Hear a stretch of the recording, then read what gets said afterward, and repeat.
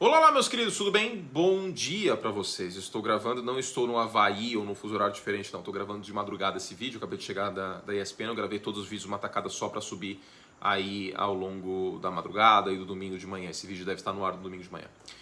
Bom, vamos falar de Patrick Mahomes e lembrando, hoje eu espero vocês às 4h15 para o abre de Bills e Bengals, depois tem a partida outra semifinal da AFC para a gente descobrir onde vai ser a final da AFC, né? Pode ser que não seja no Arrowhead, pode ser que seja no Mercedes-Benz Stadium, mas de qualquer forma a gente tem que falar um pouco sobre o Patrick Mahomes. Mas antes de endereçar, de falar sobre o jogo de hoje, eu queria falar outra coisa. Eu queria dar um contexto, porque não é a primeira vez que a gente vê o Mahomes fazendo algo assim em playoff. E eu não estou falando de pirotecnia, eu não estou falando dele pulando e passando a bola, eu não estou falando de nada disso. Eu não estou falando de uma conversão de terceira descida longa num Super Bowl, não é isso, não é esse o ponto.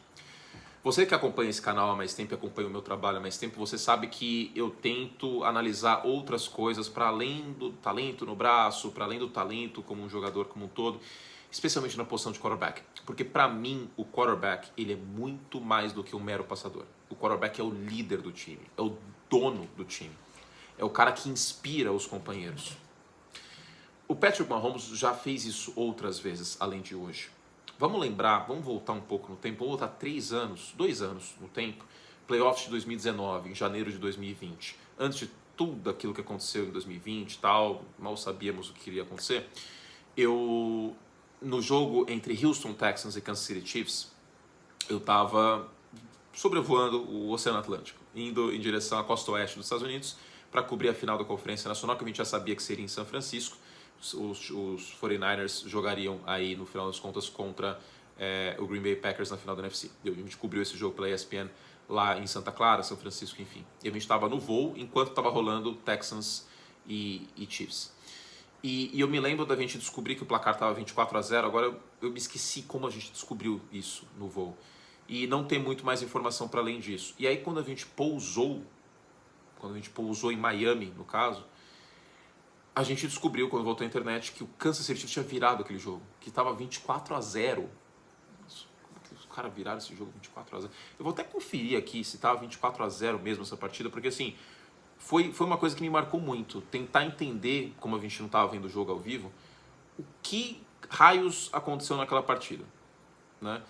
E uma das coisas que aconteceu, foi isso, o jogo estava 24-0. No início do segundo quarto, exatamente isso. E o jogo terminou 51-31.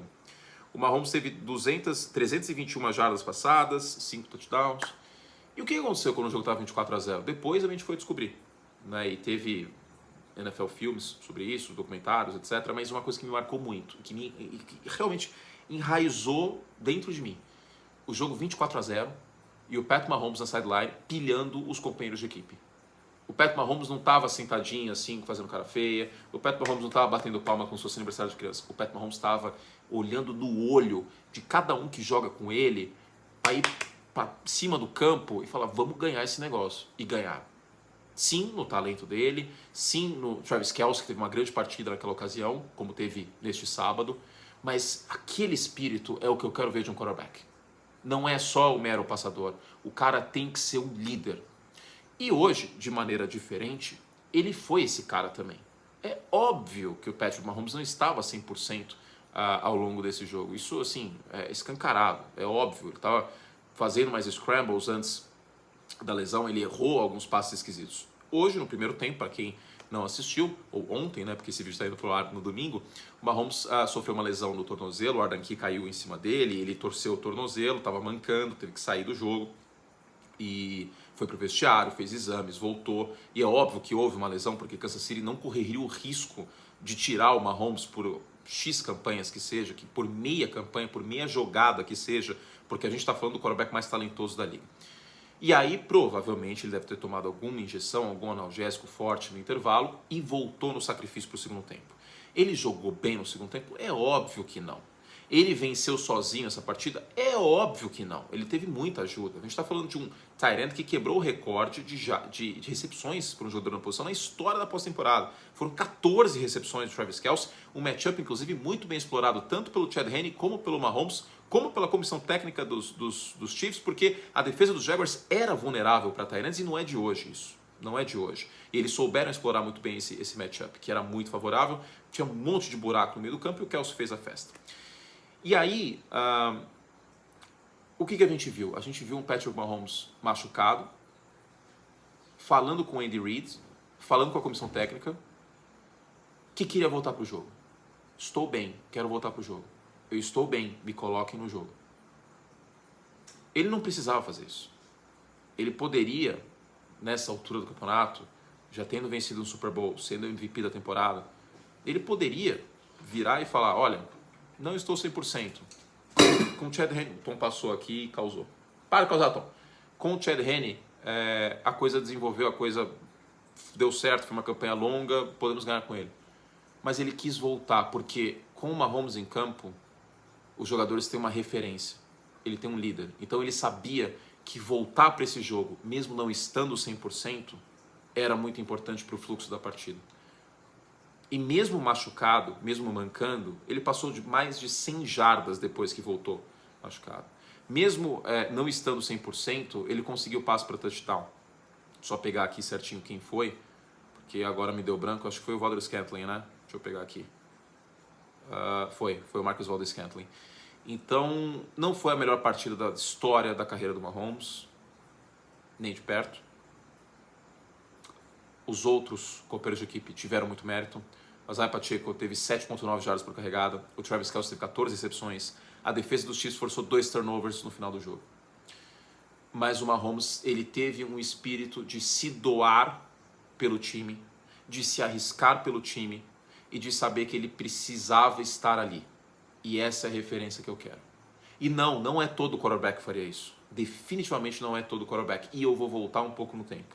Final da NFC de 2010, até hoje existe uma grande polêmica, para quem torce para Chicago, que o Jay Cutler se machuca e ele não volta para o jogo. Ele fica lá na bicicletinha, aquecendo e tal. Ele não volta para o jogo. Existia um risco, claro, da lesão gravar? Sim. Jacksonville não conseguiu pressionar mais o Mahomes como deveria. Tem esse outro ponto. Né? Não conseguiu aproveitar talvez uma falta de mobilidade dele. Houve sim demérito nesse ponto de Jacksonville, dos turnovers também. Mas eu acho muito importante a gente frisar isso. O Patrick Mahomes é um líder. Ele é muito mais do que um grande passador, do que um quarterback talentoso, do que um cara que faz pirotecnia. Ele é o líder desse time. E times assim vão longe. Não é por acaso que são 5 finais seguidas de Conferência Americana. Para além de um quarterback talentoso, ele é um cara que inspira os seus companheiros. E isso eu acho muito admirável e eu acho muito importante a gente mencionar. Certo? Beijo carinhoso para vocês, bom resto de domingo, eu espero vocês às 4h15 para o abre de Bills e Bengals.